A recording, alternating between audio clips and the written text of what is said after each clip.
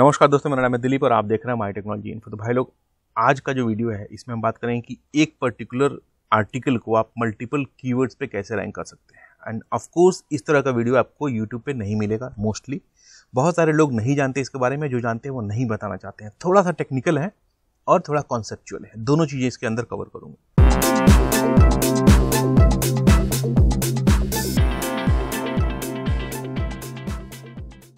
काफ़ी दिनों के बाद वीडियो डाल रहा हूँ, पता नहीं कितने लोग उस वीडियो को देखेंगे। हमारा यूट्यूब का एक एल्गोरिदम होता है, ब्राउजर फीचर में दिखता है, वो पता नहीं चलेगा कि नहीं चलेगा।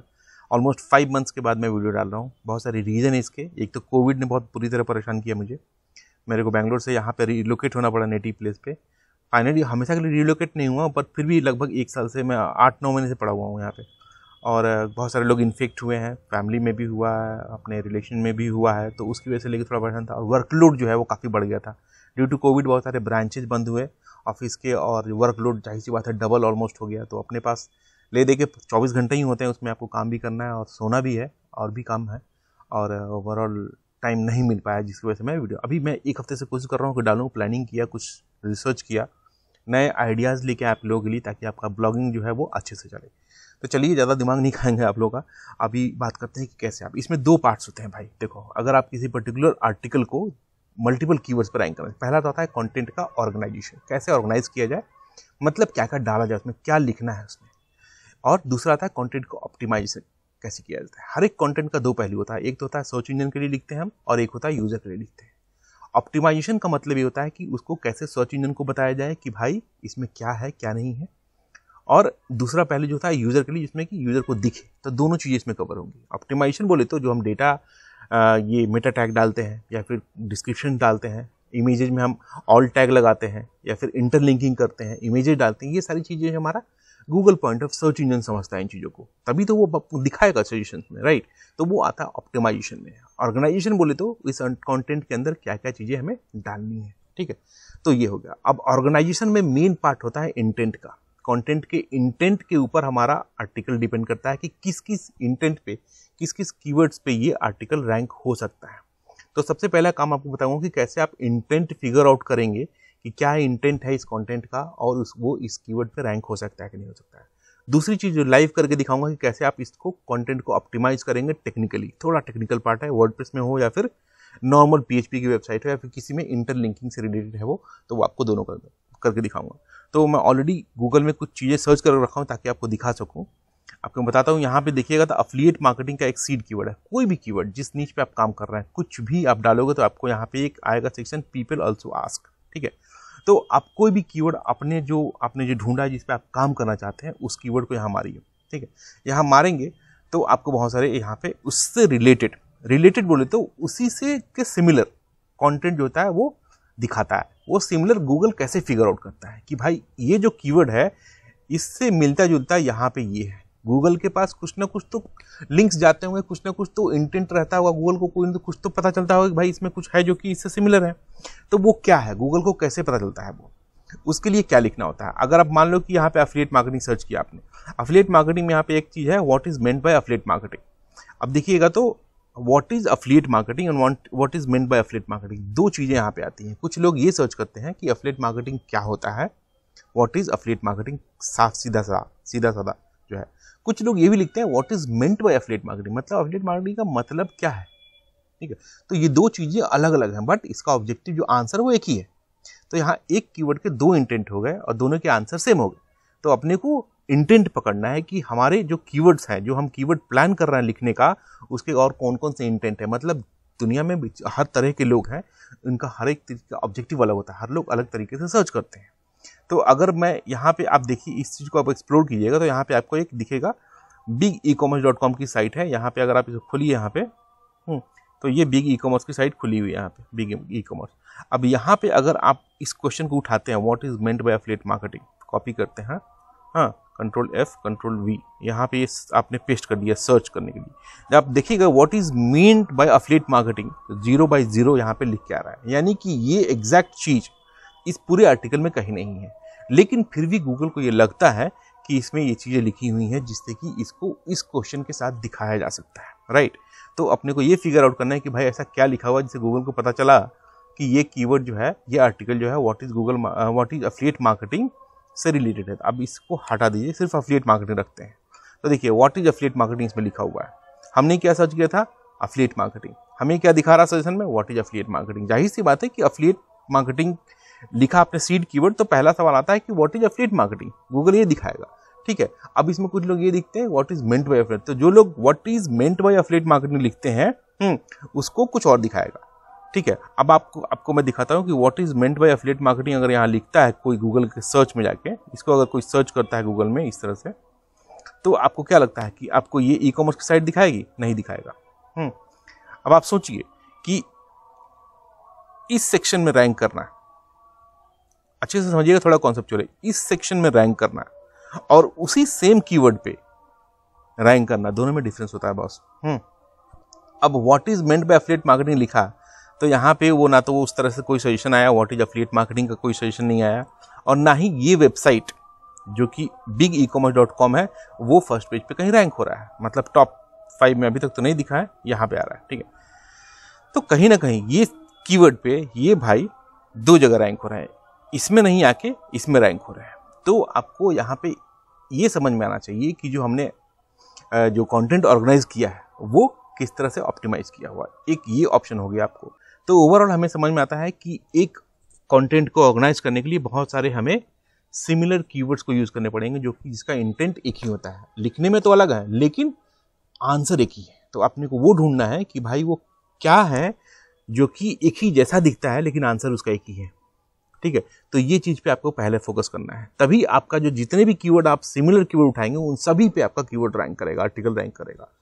ठीक है, तो अब कोरा में चलते हैं। कोरा एक बेस्ट प्लेस है जहां पे आपको इंटेंट मिलेगा, क्योंकि यहाँ पे अलग अलग माइंडसेट के लोग हैं, अलग अलग माइंडसेट के लोग क्वेश्चन सर्च करते हैं। अगर आप देखिएगा एफिलिएट मार्केटिंग, ठीक है, यहाँ पे एफिलिएट मार्केटिंग मैंने सर्च किया है, तो एफिलिएट मार्केटिंग जो सर्च किया था इसको आपको देखिए व्हाट हाउ, यहाँ पे बहुत सारे क्वेश्चन मिले हैं जो कि एफिलिएट मार्केटिंग से रिलेटेड है।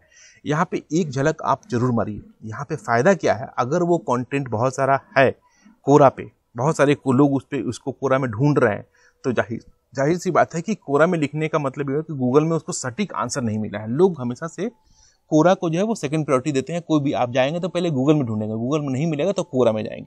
ठीक है, तो गूगल अगर कोरा में वो चीज़ नहीं है तो आप कोरा से ट्रैफिक ढूंढ सकते हैं, कोरा पे भी उसको आपको ट्रैफिक मिलेगा। अगर वो चीज़ कोरा में बहुत सारे पड़े हुए हैं तो आपको कोरा से आपको इंटेंट मिल जाएंगे कि क्या है। तो कोरा दोनों तरफ से आपको हेल्पफुल करेगा, हेल्प मिलेगा कि आप सिमिलर कीवर्ड्स को उठाएं। ठीक है, तो यहाँ तक आपको कंटेंट के ऑर्गेनाइजेशन के बारे में समझ में आया होगा, आशा करता हूँ। किस तरह कोई समझ में कुछ नहीं आया तो प्लीज़ कमेंट कीजिएगा, मैं आपको क्लियर करने की कोशिश करूँगा। एक बार और थोड़ा समराइज करता हूँ कि क्या है ये। एक आर्टिकल को अगर आप मल्टीपल कीवर्ड्स पर रैंक करना चाहते हैं तो आपको क्या है कि उस कीवर्ड्स के सारे इंटेंट को पकड़ना पड़ेगा।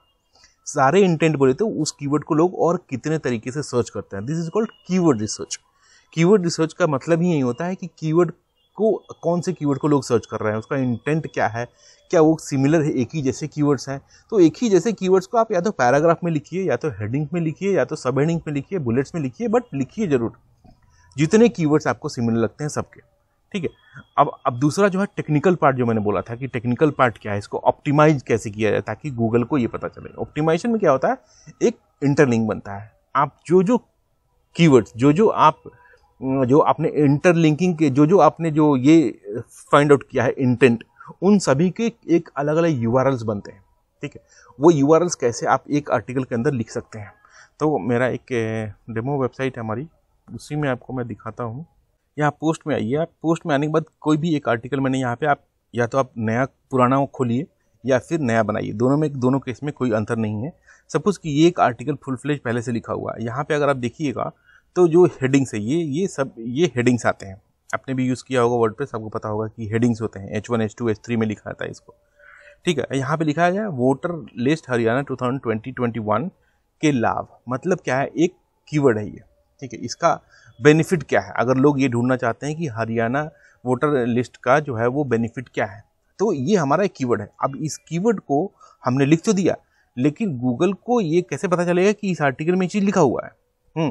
तो गूगल को बताने के लिए एक एक्स्ट्रा चीज़ें इसमें ऐड की जाती है। जाहिर सी बात है कि इसको एक्स्ट्रा चीज़ ऐड करने के लिए इसका अगर कोई यूनिक नाम दे दिया जाए इस पर्टिकुलर हेडिंग का, तो गूगल को पता चलेगा कि इसका नाम है ये और इसका एक लिंक है ये। अभी आप इसको यहाँ जाइए, इसमें जाने के बाद एडिट विथ HTML के एडिट एज HTML कर दीजिए। एडिट एज HTML करेंगे तो H3 का यहाँ पे आपको एक टैग मिल जाएगा। यहाँ पे आप जाके नॉर्मली एक ID यहाँ पे ऐड कर दीजिए। ये ID देने का मतलब क्या है कि आइडेंटिटी मिल गया इसको, ठीक है। अब यहाँ पे हमने इसका जो है ये लाभ जैसा है कि यहाँ पे आप ID में क्या लिखिएगा, वोटर लिस्ट हरियाणा 2021, ठीक है। यहाँ पे स्टार्टिंग में ऐड करते हैं बेनिफिट्स ऑफ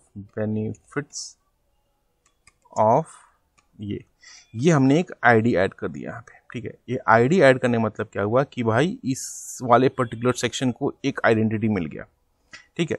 अभी ये आईडी ऐड करके अगर आप प्रीव्यू देखिएगा तो आपको कुछ भी दिखाई नहीं देगा कि कुछ इसमें ऐड हुआ है। जैसे कि मैं प्रीव्यू जनरेट करता हूँ अभी आपके सामने, ठीक है। ये ऑप्टिमाइजेशन जो होता है जनरली हम सर्च इंजन करते हैं। सर्च इंजन करते हैं तो हमें यूजर को क्या दिखना है उससे कोई खास फर्क नहीं पड़ेगा। अगर आप नीचे जाइए तो यहाँ पे लाभ में आपको कुछ भी नहीं दिखेगा, आपको nothing, you can not do anything here.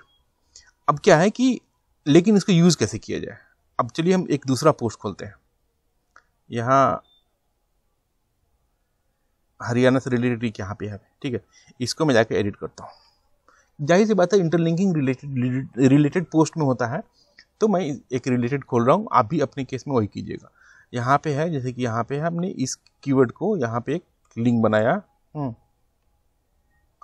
Also read about benefits of Haryana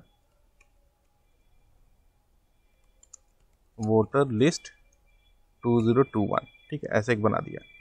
अब यहाँ पे जो हम एक लिंक डाल सकते हैं इस तरह से, यहाँ पे गए, अब यहाँ पे इसका एक लिंक डाल सकते हैं इस तरह, यहाँ पे लिंक डाला जा सकता है। अब बात यह है कि लिंक क्या डालना है। अब हमने जो यहाँ पे एक आईडी दिया था, इस आईडी को उठाइए, पहले तो इस आईडी को उठाइए, कॉपी कर दीजिए यहाँ से। इसको अपडेट करता हूँ मैं फिलहाल, और यहाँ पे जाके इसका जो है क्विक एडिट में URL उठा सकते हैं आप इस तरह से। इसको क्विक एडिट में URL में कन्फ्यूजन हो जाएगा आपको, यहाँ पे व्यू कर लेता है इसको। तो ये हमारा इस वाले आईडी का है। और यहाँ पे अगर मैं हैश लगा के हमने आईडी जो उठाया था वो उठा लेते हैं इस तरह से, ये पूरा का पूरा URL बन गया। कंट्रोल-C कर लेते हैं इस URL को। अगर आप इसको मारिएगा यहाँ पे तो डायरेक्टली ये आपको यही लाभ ये सेक्शन में आएगा, ठीक है। अभी क्या है कि इस एक इसका नाम दिया तब तो इसको पता चला कि कहाँ जाना है, राइट। अगर आप ध्यान दीजिएगा तो ये हमने क्या किया, URL बनाया, benefits of voter list Haryana. ये क्या है, this is a keyword, right. एक कीवर्ड आपका URL में आ गया। अभी क्या था, ये आर्टिकल जो था आपका कीवर्ड में नहीं था, लेकिन आपने उस कीवर्ड को स्मार्टली जो है ऑप्टिमाइज किया अपने आर्टिकल को, और जो है आपने उस कीवर्ड को डाला इस आर्टिकल में, तो गूगल को ये पता चलेगा कि इस आर्टिकल में इसका एक चीज लिखा हुआ है। तो this is how we tell Google कि बॉस मेरे आर्टिकल में ये चीजें हैं। तो आपके जितने भी इंटेंट हैं, सपोज कि आपका एक ये इंटेंट है, मान लो कि आपका इतना बड़ा वर्ड है जो कि एक कीवर्ड है जो कि इंटेंट है उस सिमिलर से, तो यहाँ पे आप लिंक बना के डायरेक्टली डाल सकते हैं उसको एक आईडी देके।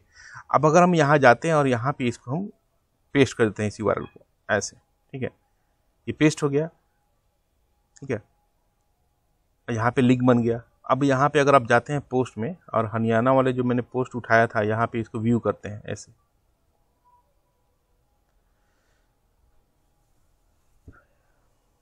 अपडेट नहीं किया शायद मैंने उसको, अपडेट की इसको, तो लिंक डाला मैंने, also read about benefit of Haryana voter ID list, ठीक है। ये एक तरीका जो है ये है। अब इसको मैं यहाँ पे जाके देखता हूँ तो यहाँ पे एक लिंक आ गया। अब क्या है कि इस से अगर आप क्लिक कीजिएगा तो ये डायरेक्टली यहाँ पे आएगा, ठीक है, न कि यहाँ पे स्टार्टिंग में जाएगा। तो एक आर्टिकल को आपने 10 अलग अलग कीवर्ड्स लगा के 10 अलग अलग URL बना दिए, और जाहिर सी बात है कि URL इंडेक्स होते हैं हमारे गूगल के सर्च इंजन में। तो जब एक URL इंडेक्स होगा तो आपको बेनिफिट मिलना नेचुरल है, ठीक है। तो this is called one of the way to optimise your content. तो अब आपको शायद समझ में आया होगा कि एक पर्टिकुलर आर्टिकल को आप मल्टीपल कीवर्ड्स पे कैसे आप रैंक करा सकते हैं।